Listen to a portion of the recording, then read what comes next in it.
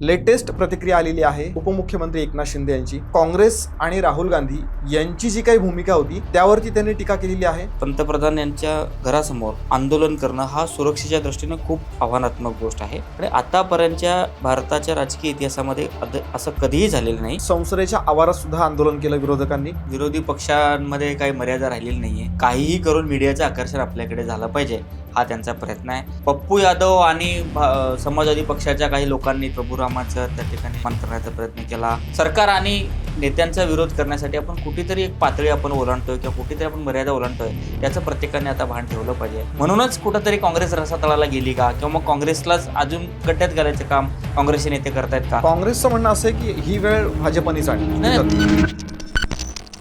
संजय राऊत यांची एक प्रतिक्रिया आलेली आहे।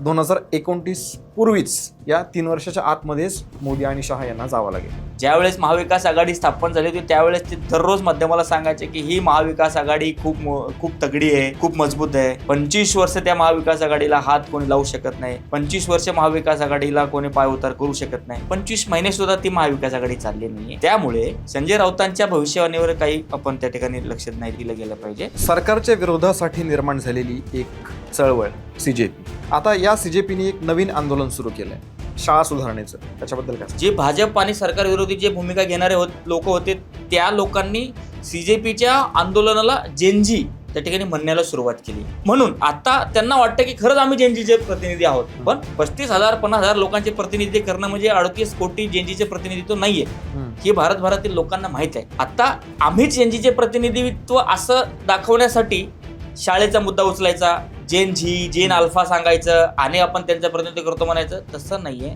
भाजपने एक उपक्रम राबवला होता तिरंगा रॅलीचा। राज्यामध्ये विविध ठिकाणी ही तिरंगा रॅली आयोजित करण्यात आली होती।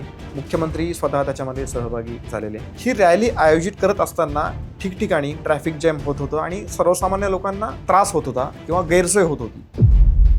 शुक्रवारी संभाजीनगरामध्ये रॅली झाली भाजपची ही तिरंगा रॅली। त्यावेळेला खूप ठिकाणी बॅनर्स लावले होते आणि त्या बॅनर्सवरून सुद्धा भाजपवरती टीका व्हायला लागली। तुकाराम मुंढे यांचा कारवाईचा धडाका आपण रोज बघतो आहोत। तर प्रश्न असा पडतो की तुकाराम मुंढे आहेत म्हणून हे सगळं सुरू आहे, मग आधीचे जे काही आयुक्त होते FDAचे किंवा एकूणच त्या विभागातले अधिकारी आधीचे ते काहीच काम करत नव्हते का?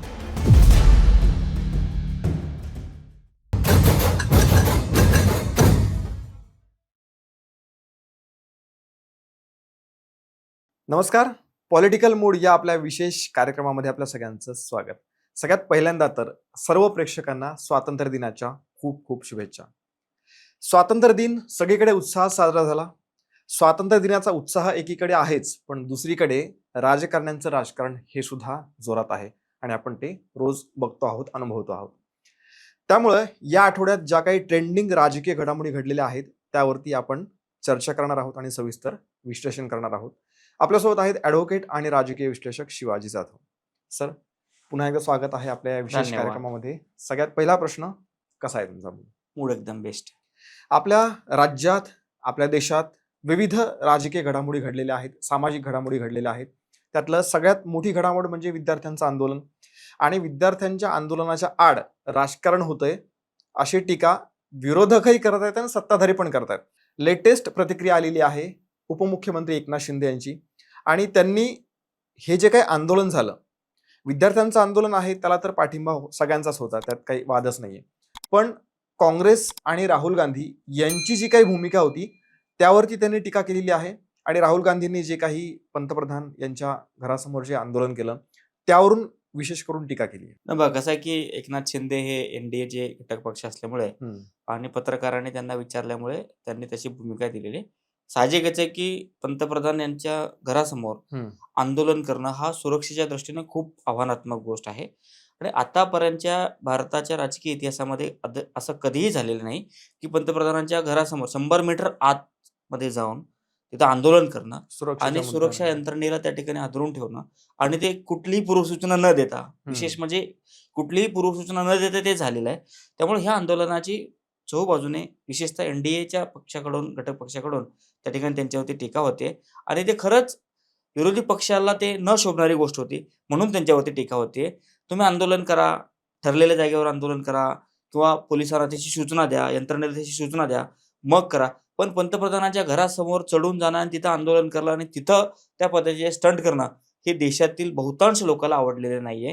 कारण ते अतिशय सुरक्षेच्या दृष्टीने खूप महत्त्वाचे आणि संवेदनशील त्या ठिकाणचा परिसर असतो आणि त्या परिसरामध्ये आंदोलन करणं आणि घरासमोर जाऊन ठिय्या आंदोलन करणं आणि घोषणाबाजी करणं आणि पोलीस यंत्रणेवर काय म्हणू आपण त्याला यंत्रणेला दबाव आणणं ही खूप मोठी त्या ठिकाणी काँग्रेसची चूक झालेली आहे. कारण राहुल गांधीला माहीत आहे त्यांच्या घरात सुद्धा 3-3 पंतप्रधान राहिलेले आहेत आणि त्यांच्या 3-3 पंतप्रधानांचा इतिहास आहे. त्यांच्या पंतप्रधान पदाच्या कार्यकाळामध्ये कुठल्याच विरोधी पक्षनेत्याने तशा पद्धतीने आंदोलन केलेलं नाही. आंदोलन केलं पाहिजे. प्रत्येकाला आंदोलन करण्याचे स्वातंत्र्य आहे. काँग्रेसचा हाच आक्षेप आहे की बीजेपीने पण आंदोलन केलं नाही, पण काँग्रेसच्या काळामध्ये. घरासमोर जाऊन नाही आंदोलन केलं. बीजेपीने आंदोलनं केली, धरणा दिलं, पण ठरलेल्या ठिकाणी. पोलिसांना कल्पना देऊन, पोलिसांना त्या पूर्वसूचना देऊन. पण हे असं झालं की सगळ्या देशाचं लक्ष जंतर मंतरवर होतं. त्या ठिकाणी सीजेपी, आम आदमी पक्ष आणि इतर विरोधी पक्षातील नेते त्या ठिकाणी होते. खुद्द शरद पवार सुद्धा त्या ठिकाणी तिकडे होते. त्याच टायमिंगला राहुल गांधींनी या ठिकाणी पंतप्रधानांच्या घरासमोर जाऊन आंदोलन करणं हे अतिशय चुकीचा पायंडा पडतो की काय भारतीय राजकारणामध्ये, असं त्या ठिकाणी बऱ्याच लोकांकडून बोललं जातं आणि बहुतांश देशातील लोकांना हे आवडलेलं नाहीये. म्हणून काँग्रेसवर त्या ठिकाणी चौफेर टीका होते.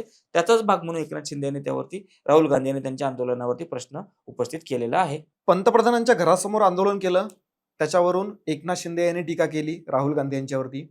आता अजून त्याच्या पुढचा एक अंक म्हणजे संसदेच्या आवारात सुद्धा आंदोलन केलं विरोधकांनी आणि वेगवेगळ्या पद्धतीने आंदोलन केलं, मिमिक्री केली, माकडं वगैरे आणली गेली. तर त्यावरती काय म्हणाल? नाही बघ, कसं आहे की एकूणच आता विरोधी पक्षांमध्ये काही मर्यादा राहिलेली नाहीये. कुठल्याही भाषेत आणि कशाही पद्धतीने ते स्वतः त्या ठिकाणी आंदोलन करतायत. कुठल्याही चित्रविचित्र गोष्टी करतायत. काहीही करून मीडियाचं आकर्षण आपल्याकडे झालं पाहिजे, हा त्यांचा प्रयत्न आहे. मीडिया कुठेतरी दाखवते. पण याच्यामध्ये एक विशेष गोष्ट अशी झाली की पप्पू यादव आणि समाजवादी पक्षाच्या काही लोकांनी त्या ठिकाणी प्रभू रामाचं त्या ठिकाणी अपमान करण्याचा प्रयत्न केला. त्या ठिकाणी पुजाराचं त्या ठिकाणी वेश केलं आणि त्या ठिकाणी भाजपला चिडवण्यासाठी त्यांनी रामाचा अपमान केलं. असंही त्या ठिकाणी घटना घडल्या. सरकार आणि नेत्यांचा विरोध करण्यासाठी आपण कुठेतरी एक पातळी आपण ओलांडतोय किंवा कुठेतरी आपण मर्यादा ओलांडतोय, याचं प्रत्येकाने आता भान ठेवलं पाहिजे. आजकाल सोशल मीडियाचा जमाना आहे आणि त्या सोशल मीडियाच्या ह्याच्यामध्ये कुठलीही गोष्ट कसं घेतली जाईल याचा आता या ठिकाणी ठाव ठिकाणा नाहीये. जसं या आंदोलनामध्ये ते माकडा-बिकडा आणले, ते सीजेपीच्या आंदोलनादरम्यान ज्या मुलींनी काही घोषणा दिल्या होत्या, त्या घोषणाचा त्या ठिकाणी पुनरुच्चार केला. ते अतिशय चुकीचं होतं, वाह्यात होतं. त्या देशातील लोकांना ते आवडलेलं नाहीये. म्हणूनच कुठेतरी काँग्रेस रसातळाला गेली का? किंवा मग काँग्रेसलाच अजून गड्ड्यात घालायचं काम काँग्रेसचे नेते करतायत का? कारण तुम्ही मुद्द्याला मुद्दा, ज्यावेळेस एज्युकेशनचा विषय होता त्यावेळेस लोकांनी सपोर्ट केलं.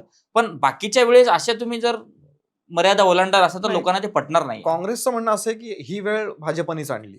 तर या आरोपामध्ये किती नाही, तथ्य तुम्ही वाटतं? लहान मुलांच्या सारखे झालात तर मग तुमच्यात आणि लहान मुलांमध्ये काय फरक आहे ना? केवळ आणि केवळ मीडियाचं अटेन्शन आपल्याकडे घेण्यासाठी आणि मीडियामध्ये झळकण्यासाठी आणि आपल्या नेत्यांना आपण किती चांगले तुमचे वफादार आहोत. आणि काँग्रेसमध्ये नेहमीच शर्यत लागलेली असते की गांधी घराण्याला कोण खुश करेल, गांधींना कोण खुश करेल, याच्या शर्यतीमध्ये सगळे लोक असतात आणि प्रत्येक नेते आपापल्या पद्धतीने त्या गांधी घराण्याला खुश करण्यासाठी प्रयत्न करतो की त्यांच्या गुडबुकमध्ये येण्यासाठी हे लोक असे काहीतरी वेगवेगळे विचित्र प्रकार करतात आणि काँग्रेसला उलट खड्ड्यामध्ये घालतात, जे आता 2014 पासून घडत आलेलं आहे. मागच्या 3 आठवड्यामध्ये जे काही पावसाळी अधिवेशन झालं ते प्रॉपर म्हणू आपण त्याला की 3ही आठवडे, या 3ही आठवड्यामध्ये कामकाज नीट झालं नाही. म्हणजे एक प्रकारे जनतेचा पैसा वाया गेलेला आहे. यावरती काय सांगाल? जनतेचा पैसा वाया गेला याला सगळे जबाबदार आहेत. जर विरोधी पक्षाने हाऊस सुरू झाला की पहिल्या सेकंदापासून हो हल्ला सुरू करायचा. सरकार चर्चेला पण तयार होतं. संसदीय कार्यमंत्री किरण रिजिजूजी रोज विरोधी पक्षाला आवाहन करायचे, आम्ही चर्चेला तयार आहोत, 6 तास घ्या, 8 तास घ्या, तुम्ही म्हणाल तेवढे घ्या, असं त्या ठिकाणी प्रत्येक वेळी ते आव्हान देत गेले. पण विरोधी पक्षाला हाऊस चालवायचंच नव्हतं. संसदेत पण गोंधळ करायचे, संसदेच्या बाहेर पण गोंधळ करायचे. त्यांना कुठंतरी एक भीती होती की आता हाऊस चालला की मग डिलिमिटेशन येईल, वुमन रिझर्वेशन येईल, असा प्रयत्न त्यांचा मूळ प्रयत्न तोच होता की कुठंतरी संसद चालू नाही द्यायची, कुठंतरी सभागृह चालू नाही द्यायचा. आणि त्या मोहिमेमध्ये ते यशस्वी झाल्याने देशातल्या लोकांचा पैसा वाया घालवण्यामध्ये काँग्रेसचा त्या ठिकाणी मोलाचा वाटा राहिलेला आहे. आंदोलनाचा एक भाग म्हणून राहुल गांधी आता विद्यार्थ्यांशी संवाद साधतायत. म्हणजे वेगवेगळ्या राज्यामध्ये ते जात आहेत आणि आता महाराष्ट्रामध्ये पण येणार आहेत. 22 ऑगस्टला त्यांची पुण्यामध्ये सभा म्हणूया किंवा विद्यार्थ्यांशी संवाद म्हणूया, तो साधला जाणार आहे. तर बघ कसं आहे की आता राहुल गांधी यांचा प्रयत्न आहे छात्रों की गूंज नावाच्या त्या एका उपक्रमामधून विद्यार्थ्यांशी ते संपर्क साधायचा प्रयत्न करतात, विद्यार्थ्यांशी संवाद साधायचा प्रयत्न करतात आणि हा त्यांचा एक प्रयत्न आहे. भारत जोडो यात्रा नंतर आता हा त्यांचा दुसरा त्या ठिकाणी प्रयोग आहे थेट जनतेमध्ये जाऊन हे करण्याचा.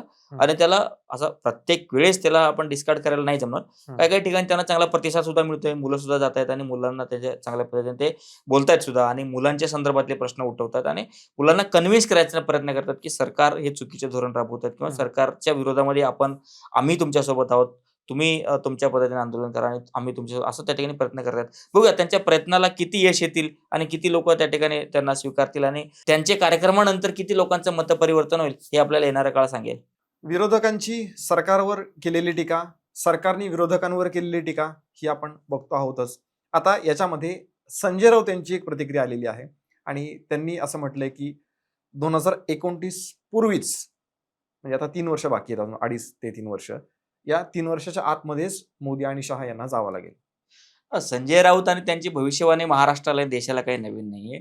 ज्यावेळेस महाविकास आघाडी स्थापन झाली होती त्यावेळेस ते दररोज माध्यमाला सांगायचे की ही महाविकास आघाडी खूप तगडी आहे, खूप मजबूत आहे. 25 वर्ष त्या महाविकास आघाडीला हात कोणी लावू शकत नाही.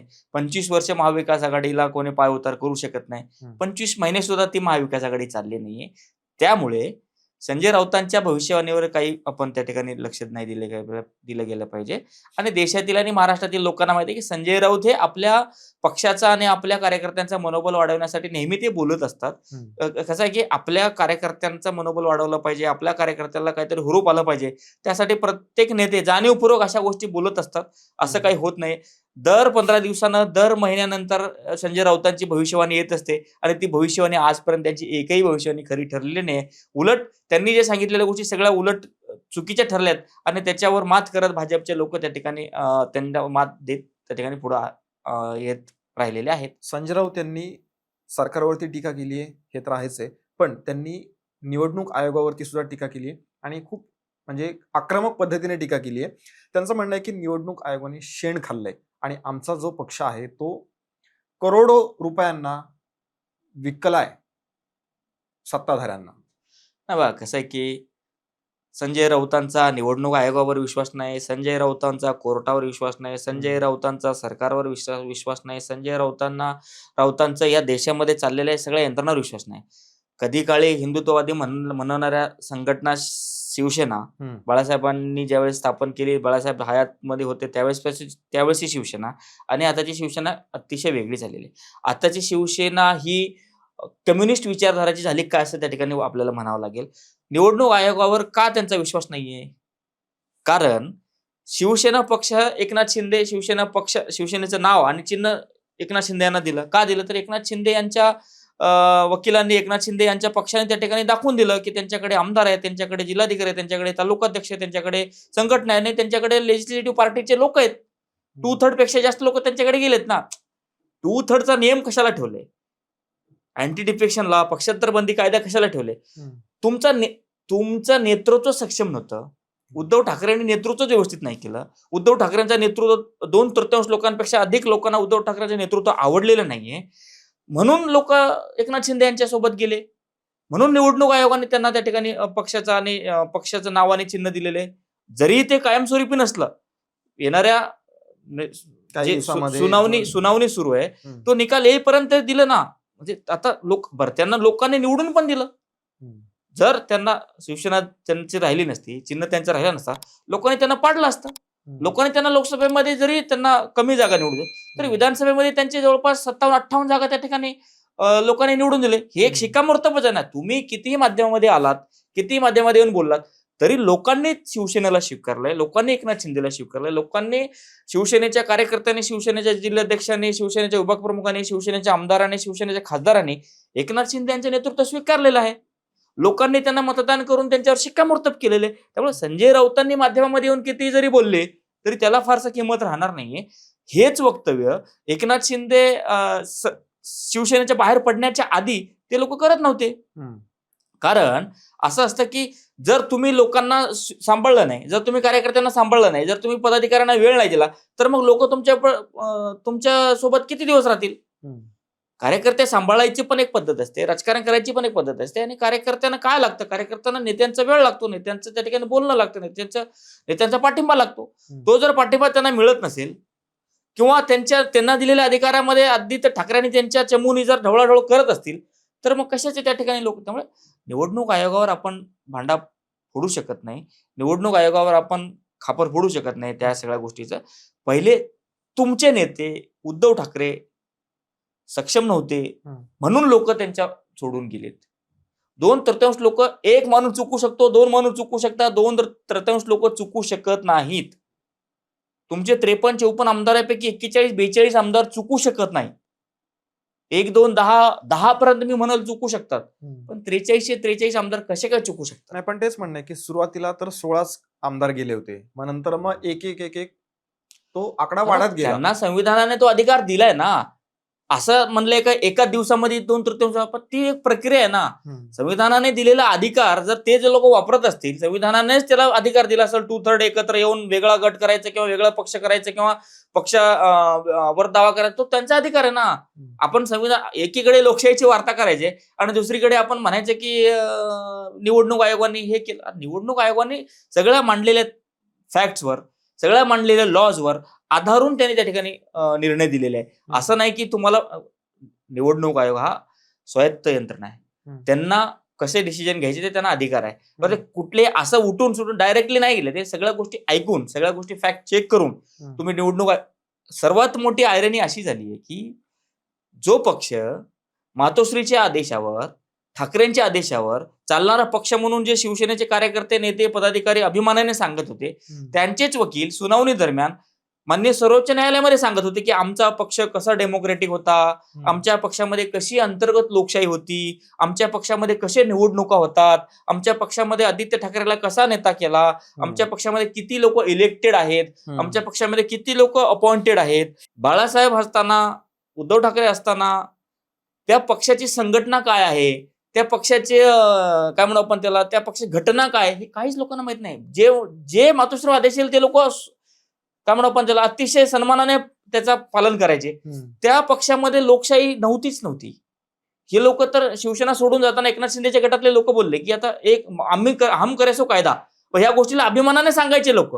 पण तेच लोक 1.5 तास त्यांचे वकील कपिल सिब्बल सर्वोच्च न्यायालयामध्ये आर्ग्युमेंट करतात की नाही, आमच्या शिवसेना संघटनेमध्ये एक ऑर्गनायझेशन स्ट्रक्चर होता, त्याच्यामध्ये इतके नंबर्स लोक निवडून जायचे. कुठं निवडणूक व्हायचे, कोण मतदान करायचं, काही नव्हतं.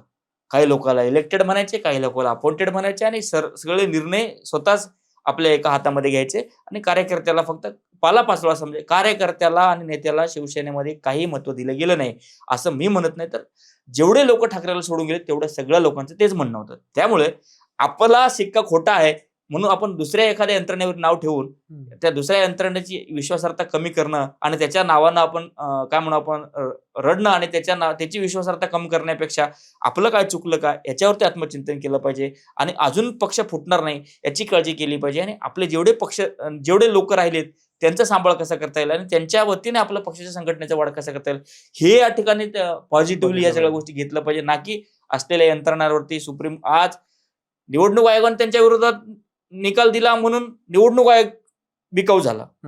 उद्या सुप्रीम कोर्ट त्यांच्या विरोधात निकाल देतं, सुप्रीम कोर्टावर ते नाव ठेवतील. त्यामुळे ही त्यांना सवय झालेली आहे. आपलं काय चुकलं हे झाकायचं आणि इतरांचं चुकलंय म्हणून बोंब मारायचं. हे बोंब हा थोडासा असंसदीय शब्द झाला. ते दुसऱ्यांवरती टीका करायचा आणि त्यांच्या विश्वासार्हता कमी करायचा त्या ठिकाणी प्रयत्न करत असतात शिवसेनेचे लोकांनी, विशेषतः आपले संजय राऊत यांनी टीका केली निवडणूक आयोगावरती, हे तर मान्यच आहे. पण सुप्रिया सुळे यांनी सुद्धा टीका केली आहे आणि त्यांनी असं म्हटलंय की शिवसेना जी आहे ती उद्धव ठाकरे यांचीच आहे. म्हणजे त्यांनी एक प्रकारे उद्धव ठाकरेंचं समर्थन केलंय त्यांच्या पक्षाच्या बाबतीत.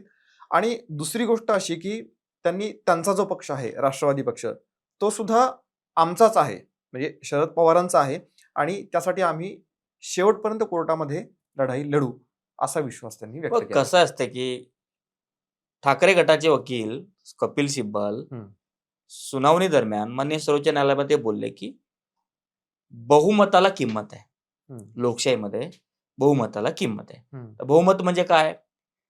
आमदार, खासदार, पक्षाचे जिल्हाध्यक्ष, शिवसेनेमध्ये विभागाध्यक्ष असतात ते लोक, तालुकाध्यक्ष, हे सगळे लोक जिकडे जास्त आहेत त्यांचा पक्ष असेल ना.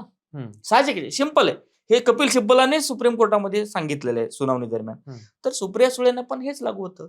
ज्यांच्याकडे आमदार जास्त, ज्यांच्याकडे खासदार जास्त, ज्यांच्याकडे नेते जास्त, ज्यांच्याकडे जिल्हाध्यक्ष जास्त, ज्यांच्याकडे तालुकाध्यक्ष जास्त, त्यांचाच तो पक्षाचा निर्णय देतील ना.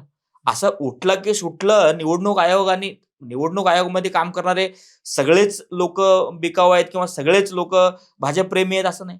प्रत्येक ऑफिसेसमध्ये, प्रत्येक कार्यालयामध्ये काम करणारे लोक हे त्यांच्या पदाला न्याय देण्याचा प्रयत्न करत असतात. त्यामुळे प्रत्येकाला एक साईड आपण जर त्यांच्यावर आरोप करत गेलो तर विश्वास कोणावर ठेवायचा.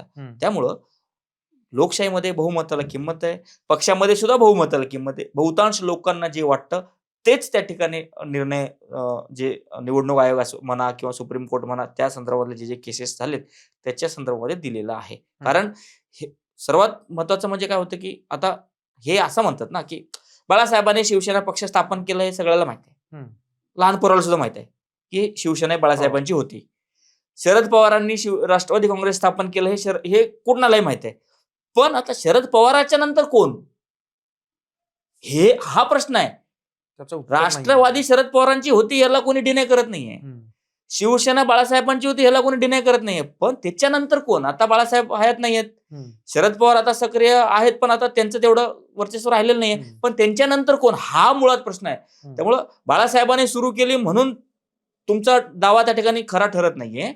फॅक्ट्स बघितलं पाहिजे. बाळासाहेबांनी सुरू केलेल्या संस्थेमध्ये पक्षामधले लोक कुठल्या नेतृत्वाला स्वीकारतात हे आता बघितलं पाहिजे. आणि तेच निवडणूक आयोगाने बघितले, तेच सुप्रीम कोर्ट आता बघेल सुनावणी दरम्यान जे चालू आहे. उद्धव ठाकरेंनी आता तरी ऍक्टिव्हेट व्हायला पाहिजे. आता आपण प्रत्येक एपिसोड मध्ये सांगतो, त्याचे लोक पण सांगत असतील, त्यांचे नेते पण सांगत असतील. एपिसोड आपला हा प्रॉब्लेम आहे, त्यांचे नेते पण सांगत. आता आपण त्यांच्या दृष्टीने आपण अजून मोठं झालो नसाल म्हणून ते कदाचित ते बघतील येणाऱ्या काळामध्ये, आपली कधी ना कधी ते दखल घेतली जाईल. पण आपण म्हणण्याची त्यांनी वाट बघितली नाही पाहिजे. 2019 मध्ये त्यांनी आयपॅक सारख्या संस्थेची त्या ठिकाणी मदत घेतली. प्रशांत किशोर यांच्या सारख्या रणनीतिकाराची त्यांनी मदत घेतली. म्हणूनच त्यांनी आदित्य ठाकरेला लॉन्च करण्याचा त्या ठिकाणी प्रयत्न केला होता. त्यामुळे आपण खूप लहान 2019 मध्ये, त्यामुळे आपण खूप लहान आहोत शिवसेनेला सल्ले देण्यासारखे. शिवसेनेला सल्ले देणारे खूप मोठे, पण काही लोकांना सवय असते की आपण काय ऐकायचं लोकांचं, आपल्याला काय कळत नाही का, आपण काय कमी आहोत का, आपण आपल्या शैलीने प्रत्येकाचं मत जाणून घेतलं पाहिजे राजकारण्यांनी. तर त्यांच्या विचारांचे लोकांचे मत जाणून घेतील, त्यांना हवं ते बोलणाऱ्यांचं त्या ठिकाणी मत ते जाणून घेत असतील. ते असीम सरोदेचं ऐकतील, ते उल्हास बापटाचं ऐकतील. त्यामुळं त्यांचे ठरलेले लोक आहेत, ते कोणाचे सल्ले घेतात ते ठरवले, ऑलरेडी ठरलेले लोक आहेत. आता जवळपास 3.5 वर्ष झाली ही सुनावणी सुरू आहे. सुनावणीबद्दल आपण बोलणार नाही आहोत कारण ते प्रकरण न्यायप्रविष्ट आहे. प्रश्न असा आहे की आता कपिल सिब्बल त्यांनी जे काही कोर्टामध्ये ते त्यांची भूमिका मांडतायत त्यामध्ये त्यांनी एक मुद्दा असा मांडलाय की आता हे जे काही प्रकरण आहे ते 7 न्यायाधीशांच्या खंडपीठासमोर सुनावणी त्याची व्हायला हवी. आता जर असं खरंच कोर्टाने मान्य केलं, त्यांची ही जी मागणी आहे ती समजा मान्य केली, तर अजून विलंब लागू शकतो या खटल्याला. ठीक आहे, बघा आता की कपिल सिब्बल हे ठाकरे गटांचे वकील म्हणून त्यांनी अतिशय शर्तीचे प्रयत्न केले. प्रभावी आपल्याला त्याला म्हणता येणार नाही, कारण प्रत्येक वकील हा आपल्या आशेलाकडून बोलत असतो. त्यामुळे हा कपिल सिब्बल इकडे प्रभावी मांडत असतील तर तिकडून जेठमलानी पण प्रभावी मांडत असतील. त्यामुळे प्रत्येकाला आपल्याला हवं तसं ते त्या ठिकाणी आपल्याला घेता येतं. ठाकरे आणि ठाकरेंच्या समर्थकाला कपिल सिब्बलांचे युक्तिवाद आवडेल आणि शिंदे गटाच्या समर्थकाला त्यांच्या वकिलांचे युक्तिवाद आवडतील. याचा अर्थ असा नाही की कपिल सिब्बल जे बोलले ते सगळं सुप्रीम कोर्ट ऐकेल किंवा मग जेठमलानी जे बोलतील सगळं सुप्रीम कोर्ट ऐकेल. त्यामुळे कायद्यामध्ये असं फिल्मी इमोशनल बोलून चालत नाही. कारण काय असतं की कपिल सिब्बलांनी जे मुद्दे मांडले ते न्यायालयाला पटेलच, त्याच्यावरच सुप्रीम कोर्टचे माननीय न्यायाधीशांनी निर्णय देतील असं होत नाही. किंवा शिंदेचे जे वकील असतील जेठमलानी वगैरे ते लोक जे आर्ग्युमेंट करतील, जे युक्तिवाद करतील तेच सुप्रीम कोर्टाला आवडतील आणि त्या दृष्टीनेच न्यायाधीश त्या ठिकाणी आपला निर्णय देतील असं नाहीये. आणि कपिल सिब्बलांचं असं एक आहे की ते प्रत्येक आर्ग्युमेंटच्या शेवटी भावनिक असं इमोशनल फिल्मी डायलॉग मारतात आणि या देशामधली लोकशाही वाचवण्यासाठी आपल्याला असं पाऊल उचलायला लागल, आपल्याला हे करतात. काय इमोशनल आणि फिल्मी डायलॉगने केसेस जिंकता येत नसतात.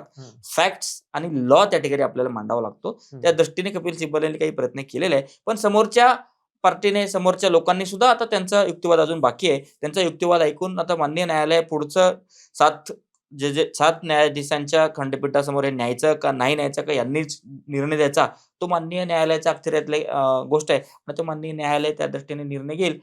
आपण आशा करू शकतो जितक्या लवकर हा प्रश्न मिटेल, तेवढं लवकर त्या दोन्ही पक्षाच्या कार्यकर्त्यांसाठी त्या ठिकाणी सुटकेचा निश्वासाने त्या ठिकाणी त्यांना आपण शिवसेनेचे चिन्ह आणि नावाची आशा सोडायला ठाकरे गटाला जमेल आणि यांना शाश्वती मिळू दे, एवढंच आहे. बघूया येत्या काळामध्ये न्यायालय कोणाच्या बाजूने निर्णय देतं आणि किती वेळ ह्या सगळ्या खटल्याला लागतो. स्वातंत्र्य दिन उत्साहात साजरा झाला.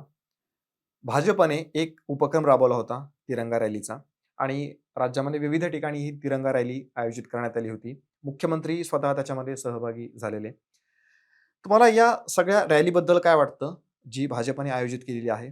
हा पहिला प्रश्न. आणि दुसरा प्रश्न, ही रॅली आयोजित करत असताना ठिकठिकाणी ट्रॅफिक जॅम होत होतं आणि सर्वसामान्य लोकांना एक काय म्हणूया इनकन्व्हिनियन्सी होत होती, त्रास होत होता किंवा गैरसोय होत होती.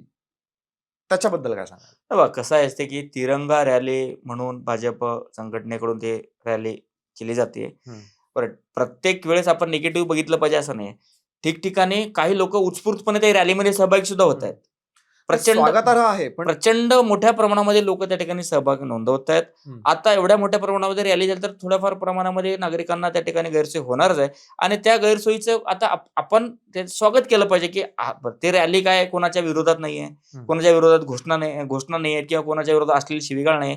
ते फक्त देशाप्रती प्रत्येक नागरिकांच्या मनामध्ये, विद्यार्थ्यांच्या मनामध्ये प्रेम जागृत व्हावं आणि देशभक्तीची भावना कुठेतरी आपल्या मनामध्ये जागृत व्हावी आणि देश स्वतंत्र होण्यासाठी स्वातंत्र्यवीरांनी आपल्या काय काय केलं या देशभक्तीच्या भावना लोकांमध्ये कुठेतरी आल्या पाहिजे यासाठी ते प्रयत्न करताना दिसतात. साहजिकच आहे की एवढ्या मोठ्या प्रमाणात लोक जमले तर नागरिकांना गैरसोय होते. या गैरसोय टाळण्यासाठी त्या पद्धतीने प्रॉपर नियोजन त्या ठिकाणी संघटनेने केलं पाहिजे. हा शासकीय कार्यक्रम नाहीये, हा प्युअर पक्षाचा संघटनेचा कार्यक्रम आहे. त्यामुळं आता आपण ह्याच्यावरती हे पण नाही सांगू शकत की तुम्ही शासनाचा असा काय करता, पण तो तसं नाहीये. संघटनेचा कार्यक्रम आहे. लोकांमध्ये कुठेतरी देशाच्या प्रती कुठेतरी एक देशभक्तीची भावना त्या ठिकाणी निर्माण व्हावी आणि ती वाढावी म्हणून त्या ठिकाणी प्रयत्न आहे. याला जोडून एक प्रश्न आहे. शुक्रवारी संभाजीनगरामध्ये रॅली झाली भाजपाची, ही तिरंगा रॅली, आणि त्यावेळेला खूप ठिकाणी बॅनर्स लावले होते आणि त्या बॅनर्सवरून सुद्धा भाजपवरती टीका व्हायला लागली. हो, कार्यक्रम असू द्या, रॅली असू द्या, गणेशोत्सव असू द्या, नवरात्र असू द्या, गौरी असू द्या, दहीहंडी असू द्या, प्रत्येक वेळेस इलेक्शन, प्रत्येक वेळेस पोस्टर लागला नाही असा एकही नेता नाही आणि असा एकही पक्ष नाही. त्यामुळं हा केवळ आणि केवळ आपण भाजपला दोष न देता सर्वपक्षीय कार्यकर्त्यांनी, सर्वपक्षीय नेत्यांनी या फ्लेक्स बाजीकडे थोडंसं आपण लक्ष कमी केलं पाहिजे आणि याच फ्लेक्स वगैरेच्या पैशांमधून, या फ्लेक्स वगैरे मध्ये जेवढा काही खर्च होतो तो पैसा कुठेतरी एखाद्या सामाजिक उपक्रमामध्ये राबवलं पाहिजे, या मताचा मी आहे. कारण मी प्रत्येक वेळेस लिहित असतो की जयंती आली, डॉक्टर बाबासाहेब आंबेडकर जयंती आली, पोस्टर्स होणार. छत्रपती शिवाजी महाराजांची जयंती आली, पोस्टर्स होणार, डीजे होणार, त्या ठिकाणी रॅल्या होणार. ह्या सगळ्या गोष्टी कमी केलं पाहिजे. बघा, आता गणेशोत्सव आला, मी एखाद्या मंडळाचा अध्यक्ष आहे, मला वाटतो ना की माझा फोटो झळकला पाहिजे माझ्या नेत्यांसोबत. आता समजा मी शिवसेनेचा आहे किंवा मी भाजपचा आहे किंवा मी राष्ट्रवादी काँग्रेसचा आहे किंवा मी उद्धव ठाकरे गटाचा आहे, मला वाटतं की माझा फोटो आणि माझ्या नेत्यांचा फोटो एका बॅनरवर आला पाहिजे. कारण माझ्यासाठी ते 11 दिवस माझ्यासाठी महत्वाचे असतात. त्या 11 दिवसामध्ये माझा फोटो बॅनरवर लागला पाहिजे. बाबा माझं प्रत्येक नेत्याचा एक सीझन असतो. जसं बैलपोळ्याच्या दिवशी आपण बैलाची काळजी घेतो, त्याला झूड लावतो, त्याला धुतो, त्याला रंग लावतो, कारण तो त्याचा दिवस असतो, त्याला गोडधोड खायला देतो. तसं असे सण उत्सव आले की नेत्यांचा तो दिवस असतो, त्याला तो सेलिब्रेट करायचा असतो, त्याला तो ब्रँडिंगचा एक काय म्हणून आपण संधी असते, तो त्या संधीचा सोना करत असतो. पण या फक्त बॅनरबाजी न करता त्यांनी काहीतरी सामाजिक उपक्रम राबवून त्याच्यामधून तो झळकण्याचा प्रयत्न करावा, या मताचा मी आहे. नाही, सर्वसामान्य लोकांचं हेच मत असतं की असा पैशांचा चुराडा करण्यापेक्षा काहीतरी समाजोपयोगी कामाला त्याचा उपयोग होऊ शकतो. बरोबर आहे. सर्वपक्षीय कार्यकर्ते, नेते आणि पदाधिकाऱ्यांनी त्या ठिकाणी प्रयत्न केला पाहिजे. या सगळ्या बॅनर आणि पोस्टरबाजीच्या ऐवजी कुठंतरी समाजातील घटकांना आपण प्रत्यक्ष मदत करता येईल का, त्यांच्या उपयोगाचे काही आपल्याला उपक्रम राबवता येईल का, तो त्या ठिकाणी प्रयत्न केला पाहिजे. त्या उपक्रमाचा, त्या कार्यक्रमाचा समाजामध्ये दीर्घकाल त्याच्या चांगले सकारात्मक परिणाम होतील का, असं त्या ठिकाणी प्रयत्न केले पाहिजे, ना की बॅनरबाजीमध्ये अडकले पाहिजे. सरकारच्या विरोधासाठी निर्माण झालेली एक चळवळ CJP, आता या CJPने एक नवीन आंदोलन सुरू केलंय. शाळा सुधारणेचं, त्याच्याबद्दल काय सांगा? बघा, सीजेपी सुरू झाली, एक मेम पेज सुरू झाला, त्याला 2-4 दिवसाच्या आतमध्ये मिलियन्स ऑफ मध्ये लोकांनी गेले, त्या हो. ठिकाणी फॉलो केलं, त्या ठिकाणी व्हिडिओ बघितले गेले आणि तिथून विद्यार्थ्यांचे मुद्दे त्या ठिकाणी मांडण्यात आला. जे भाजप आणि सरकार विरोधी जे भूमिका घेणारे लोक होते, त्या लोकांनी सीजेपीच्या आंदोलनाला जेनजी त्या ठिकाणी म्हणण्याला सुरुवात केली. जेनजी म्हणण्याला सुरुवात केली. हा जेनजीचं आंदोलन आहे, हा जेनजीचं आंदोलन आहे, म्हणजे जेणेकरून देशामध्ये 35 ते 38 कोटी जेनजी लोक आहेत, मुलं आहेत. तर जेनजी मुलं असतात तर जंतर मंतरवरती किती लोक असतील साधारणतः? 35 ते 50,000 लोक होते जास्त असतील. साधारणतः. आपण म्हणूया 1 लाख लोक होते. पण त्यात सगळे जेनजी होते का? नव्हते. त्यातमध्ये काही शबाना आझमी सारखे लोक सुद्धा होते, म्हणजे त्यांच्या वयाचे लोक होते. काही प्रकाश राज सारखे सुद्धा लोक होते, काही वयाने मोठे लोक होते. त्यामुळे सगळेच लोक तिथे जेनजी नव्हते. त्यामुळे 35 ते 50,000 त्या ठिकाणी जेनजी होते. तर तुम्हीच लावा, गणित लावा. 38 कोटी लोकसंख्यांमधून जर 35 ते 50,000 लोकांचे त्या ठिकाणी जमलेत, त्यांना जर आपण जेनजीचं आंदोलन म्हणलो, किती पर्सेंट होईल? 0.0001% सुद्धा ते लोक नाहीयेत. त्यामुळं हा एक जो ग्रुप आहे, कायम भाजप आणि सरकारविरोधी भूमिका घेणारा ग्रुप आहे, त्या लोकांनी सीजेपीच्या आंदोलनाला जेनजीचं मुवमेंट देऊन त्या ठिकाणी इस्टॅब्लिश करण्याचा प्रयत्न केला. पण तो सर्व जेनजीचा नव्हता. बरं, बाकीचा जो 36-37 कोटी जो जेनजी होता, तो त्याच्या घरी होता. त्याला ह्या गोष्टी पटल्या नाही सगळ्या गोष्टी. तो सगळ्या रस्त्यावर आला नाही. प्रत्येक शहरामध्ये 1000, 2000, 5000, 10,000, 20,000 लोक आले. पण हे सगळे लोक हा जेनजीचाच आंदोलन आहे, हा जो ठणकावून सांगण्याचा जो भाजप आणि सरकार विरोधी लोक आहेत त्या ठिकाणी प्रयत्न केला. म्हणून आता त्यांना वाटतं की खरंच आम्ही जेनजीचे प्रतिनिधी आहोत. सीजेपीच्या लोकांना असं वाटतं की ते जेनजीचे खरे प्रतिनिधी. पण 35,000, 50,000 लोकांचे प्रतिनिधी करणं म्हणजे 38 कोटी जेनजीचे प्रतिनिधित्व नाहीये, हे भारतभरातील लोकांना माहित आहे. पण कायम भाजप विरोधी आणि सरकार विरोधी भूमिका घेणाऱ्या लोकांनी इस्टॅब्लिश करण्याचा प्रयत्न केला. आता त्याच्यातूनच आता भूमिका आला की आता आम्हाला शिक्षण सुधारणार. आता आम्हीच जेनजीचे प्रतिनिधित्व असं दाखवण्यासाठी शाळेचा मुद्दा उचलायचा, जेन अल्फा सांगायचं आणि आपण त्यांचं प्रतिनिधित्व करतो म्हणायचं, तसं नाहीये. 35-40 हजार मुलांचे प्रतिनिधित्वामध्ये जेनजी नाहीये, हे आपण लक्षात घेतलं पाहिजे. आता त्यांचं आम्ही प्रतिनिधित्व आहोत हे सिद्ध करण्यासाठी सीजेपीचे पदाधिकारी प्रयत्न करतात. म्हणूनच त्यांचा पुढचा भाग हा की स्कूल सुधारो, शाळा सुधारो असा अभियान त्या ठिकाणी राबवण्याचा त्या ठिकाणी प्रयत्न केलात. पण गावोगावी तुम्ही शाळा सुधारा, तुम्ही स्कूल सुधारा म्हणायची गरज सीजेपीच्या म्हणण्याची गरज नाहीये, सीजेपीच्या पदाधिकाऱ्यांची गरज नाहीये. प्रत्येक गावामध्ये, खेडोपाड्यामध्ये, प्रत्येक घरामध्ये शिकलेली मुलं आहेत. प्रत्येकाला वाटतं की आपली शाळा सुधारली पाहिजे, प्रत्येकाला वाटतं की आपल्या शाळेचं शैक्षणिक दर्जा सुधारला पाहिजे. म्हणून आमच्या गावाचं उदाहरण देऊन तुम्हाला सांगतो, आमच्या गावामध्ये शासकीय काय म्हणू आपण जिल्हा परिषदेची माध्यमिक शाळा आहे, पूर्ण मोठी हायस्कूल आहे. त्या हायस्कूलच्या सुधारण्यासाठी म्हणून त्या शाळेचे माजी विद्यार्थी, अतिशय जुनी शाळा आहे आमची, त्या शाळेचे सगळे माजी विद्यार्थी जमा झाले. त्यांनी एक समूह तयार केला. आपापल्या पद्धतीने जितकं देणं होईल त्या पद्धतीने लोकवर्गणी केली. लोकवर्गणीमधून अख्खी शाळा त्या ठिकाणी डिजिटल केली. तो दबाव गट निर्माण केला. तो दबाव गट निर्माण करून त्यांनी जिल्हा परिषदेच्या मार्फत, शिक्षण यंत्रणेच्या मार्फत त्या ठिकाणी प्रयत्न करून शाळेचे रूम्स त्या ठिकाणी बांधायला लावलं. शाळेला त्यांनी फाटक त्या ठिकाणी बांधायला लावलं आणि लोकवर्गणीतून शाळेच्या आजूबाजू त्या ठिकाणी वृक्षारोपण केलं. शाळेमध्ये स्वच्छता करायला त्या ठिकाणी, हे कधीची गोष्ट आहे? 18-19ची गोष्ट आहे. मी आजची गोष्ट सांगतो. सीजेपीचे अभिजित दिपके तर काल सांगतो की शाळा सुधारा. तसंच आमच्या एका गावचं उदाहरण नाहीये, तर बहुतांश गावातल्या युवकांनी पुढाकार घेऊन लोकवर्गणीतून स्वतः पैसे खर्च करून आणि त्या ठिकाणच्या यंत्रणेवर दबाव टाकून शाळा सुधारण्याचा प्रयत्न करतात. मी हे पण सांगतो की प्रत्येक शाळा सुधारलेली नाहीये, कारण अजूनही सुधारण्याला वाव आहे. पण त्या गावच्या युवकांनी ते प्रयत्न केलेत, प्रयत्न सुरू आहेत. सरकारने पण याकडे अजून लक्ष देणं गरजेचं आहे. मी म्हणत नाही की सगळ्या शाळा डिजिटाईज झालेत, सगळ्याच शाळा सुधारलेत, सगळ्याच शाळेमध्ये शौचालय आहेत, सगळ्याच शाळेमध्ये शौचालय वापरण्यासारखे आहेत, सगळ्याच शाळा एकदम बांधलेल्या आहेत असं मी म्हणत नाही. अजूनही बहुतांश शाळा हे जरी सुधारलेले असले तरी काही शाळा हे अजून इमारती थोडं कच्च्या झाल्यात, इमारती मोडकळीस आलेत, काही धोकादायक इमारती आहेत. त्याच्यावर पण सरकारने लक्ष दिलं पाहिजे. सीजेपीची त्या ठिकाणी गरज नाहीये. प्रत्येक गावचे मुलं सक्षम आहेत, प्रत्येक गावचे नागरिक सक्षम आहेत आणि ते आज नाही, मागच्या अनेक वर्षापासून ते करत आलेले आहेत. हे माझ्या गावचं तुम्हाला उदाहरण याच्यासाठी दिलं की कोणतरी अभिजित दिपके येईल आणि शाळा सुधारेल असं नाहीये. त्यासाठी यंत्रणा आहे, यंत्रणेवर त्या ठिकाणी लोक दबाव आणतात आणि शाळा आज आमची शाळा तालुक्यामध्ये 1 नंबरची शाळा आहे. निकाल पण तसंच देतात, शिक्षक पण तसेच आहेत, शालेय शिक्षण आमची शालेय व्यवस्थापन समिती सुद्धा तशी आहे. या सगळ्या गोष्टी दबावगट निर्माण झाल्यामुळे त्या ठिकाणी यंत्रणा काम करत आहे आणि मुलांनी स्वतः वर्गणी देऊन शाळेची शाळा डिजिटल केली. प्रत्येक शाळेमध्ये संगणक आणलेत, प्रत्येक वर्गामध्ये संगणक आणलेत आणि त्या ठिकाणी शिक्षक वृंदांना आणि मुख्याध्यापकांना सहकार्य करून त्या ठिकाणी अध्यापनासाठी अजून काय चांगलं करता आलं पाहिजे, प्रत्येक परीक्षेमध्ये आपल्या मुलांचा सहभाग कसा घेतला पाहिजे आणि आपला निकाल कसा वाढेल असा प्रयत्न प्रत्येक ठिकाणी करतात. सीजेपीने असं आपण आताच आपल्याशिवाय या देशाला पर्याय नाही असा आव आणू नये. ते काय पूर्ण देशाच्या जेनजीचे आणि जेन अल्फाचे प्रतिनिधी करू शकत नाही. जसं आपनी दिल्लीमध्ये शैक्षणिक कार्य केलं, शाळा सुधारल्या, डिजिटल केल्या आणि बरंच काय काय सुविधा त्यांनी दिल्या शाळांना, तशा प्रकारचं काम काहीतरी महाराष्ट्रामध्ये करण्याचा प्रयत्न आहे का सीजेपीचा? हा थोडा रूढ पण वाटेल, पण सीजेपीची गरजच नाहीये. प्रत्येक गावामध्ये तुम्ही जाऊन बघा, दबाव गट निर्माण, प्रत्येक गावामध्ये दबाव गट आहेत. प्रत्येक गावामध्ये लोक शिक्षणाकडे बघतात, प्रत्येक गावाकडे लोक शाळा सुधारल्या पाहिजे म्हणतात.